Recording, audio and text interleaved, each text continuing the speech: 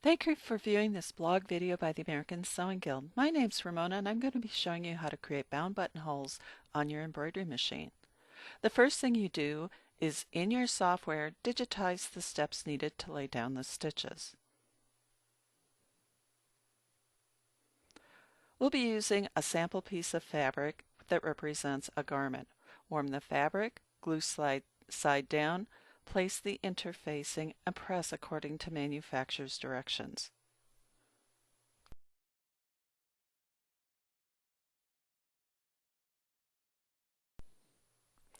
Prepare the welt fabric in the same manner.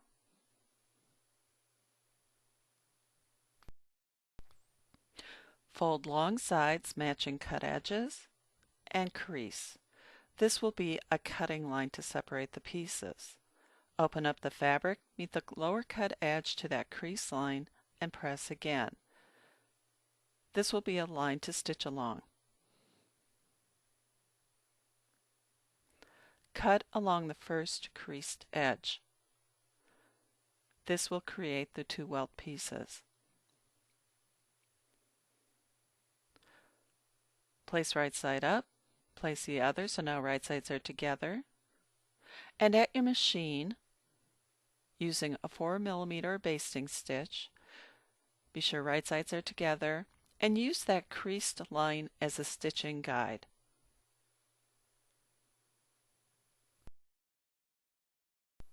You're sewing the two welt pieces together.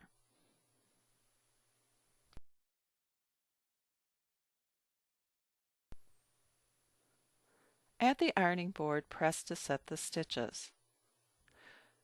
Take the top layer of fabric, meet cut edges, lift it up, flip the back piece underneath, lay the piece back down, and press, forming a nice smooth crease. You'll see now that you have a bottom welt and a top welt.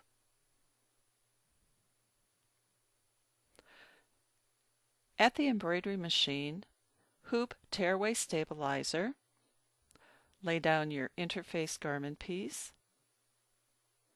and then a piece of nylon organza on top of that. You of course would have marked the buttonhole. We're doing a test sample here.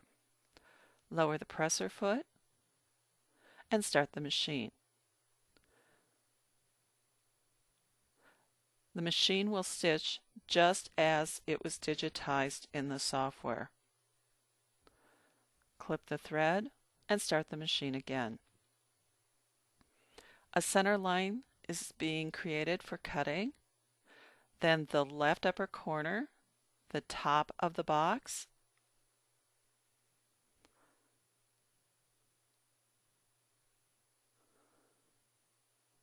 and then it's going to create another corner for clipping.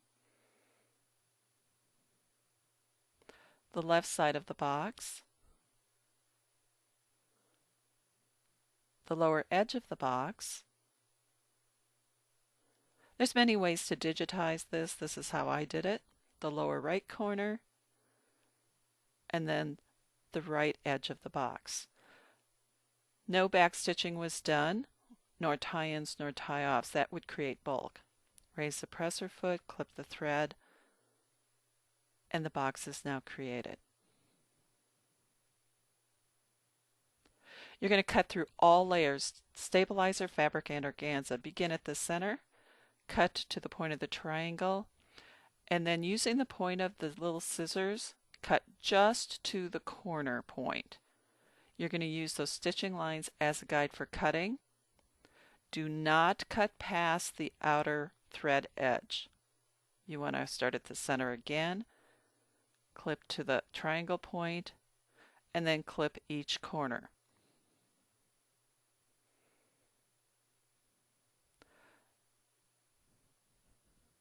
A slit has been created through all layers. Now take the piece of nylon organza and gently push it through that opening that was created. Pull it from the back gently. Be sure not to disturb the stabilizer.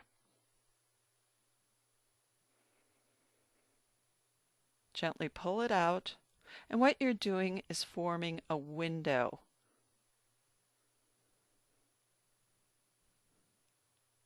Now you're going to take a surface for pressing. I used the June Taylor board because I could lay my hoop right on top of it. You can use a little clover iron if you have a little mini clover iron. Be sure the iron temperature matches the fabric and of course the nylon organza. Use steam if necessary. Press that opening flat, working out all the edges. Flip the hoop and then press from the top.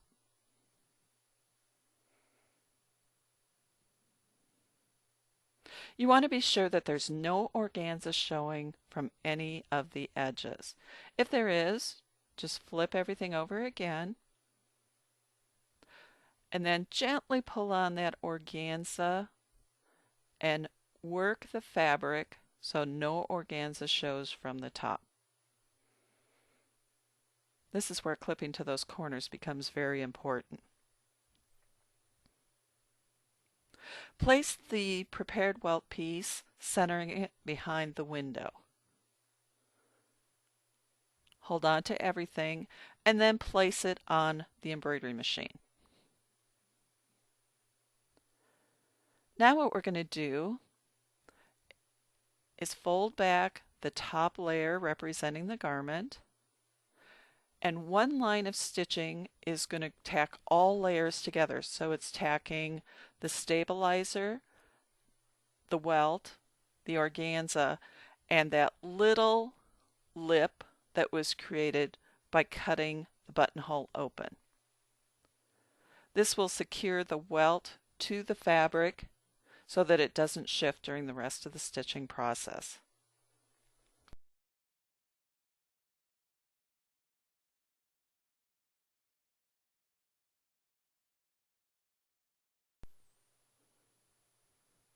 Raise the presser foot and clip the thread. Fold back the top fabric, and now we're going to repeat on the lower edge. So fold back the lower edge of the fabric,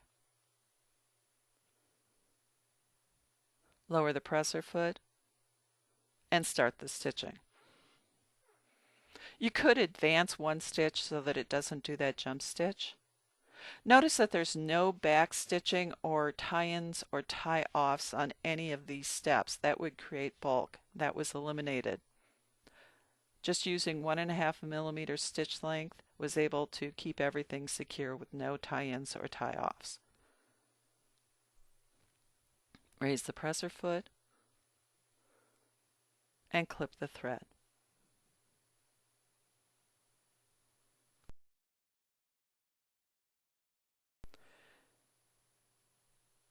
Be sure to clip any jump stitches as well. Alright, place the fabric back into position carefully under that presser foot, and now we're going to sew the box around the entire buttonhole to secure it. We're going to begin again at the top. Fold the top layer back, lower the presser foot, and start the machine. What this is going to do as digitized is start on the welt, sew to the corner, and then it was digitized to sew just inside the first line of stitching created when the organza was stitched to the fashion fabric. It's going to stitch a line, go off into the corner, and then off onto the welt area. Raise the presser foot and clip the thread.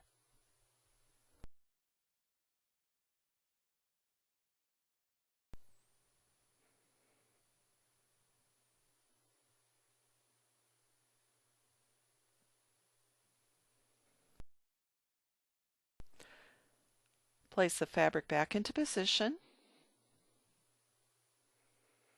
and now repeat with the bottom. Be sure everything is nice and smooth. Lower the presser foot, start the machine. The stitching will begin on the welt, go to the corner, and again just inside of the first line of stitching created when the organza was sewn to the fashion fabric. Basically, these last 4 steps are repeated all the way around that window that was created.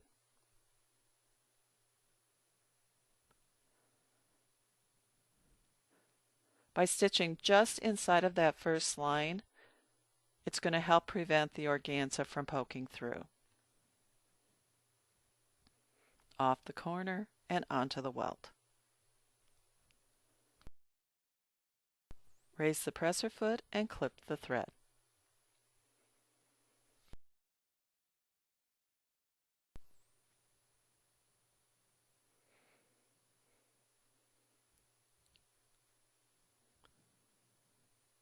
Now we'll do the left side. Fold the fabric back. You want to make sure that everything is aligned so the end of the buttonhole is square.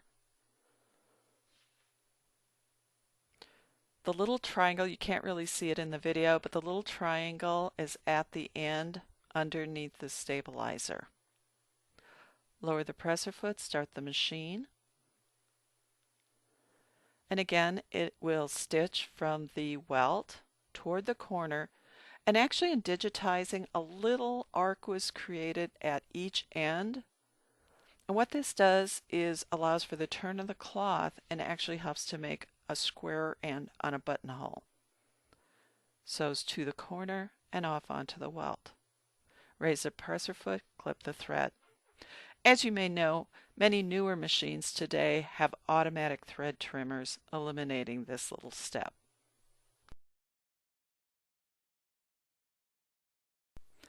Place the fabric back into position. And now to finish on the right side. Fold the fabric back. Be sure the ends are square. Everything is smooth. Lower the presser foot and start the machine. Realign if necessary. It will start stitching on the welt to the corner. Stitch just a small little arc off the corner and onto the welt area. Again, no tie-ins or tie-offs to create bulk. Raise the presser foot, clip the thread,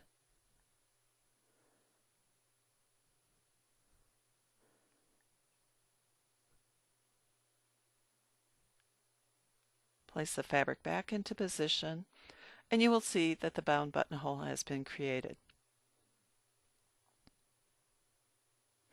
Remove the hoop from the machine, but don't remove the stabilizer and fabric from the hoop yet.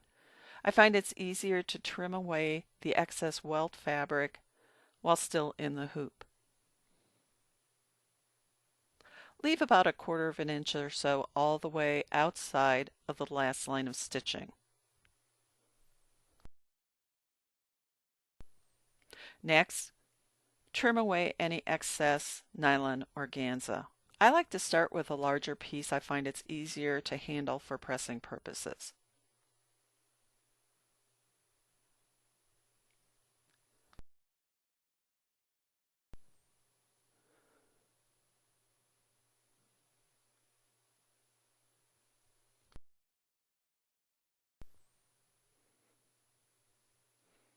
Now remove everything from the hoop.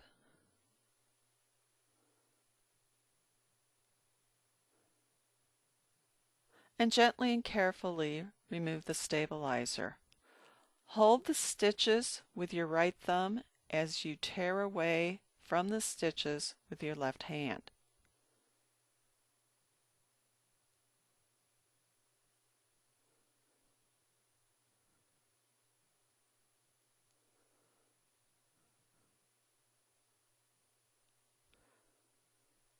Open up the fabric and give it a final press. I hope you enjoyed this video from ASG on creating bound buttonholes on your embroidery machine. Thank you for viewing.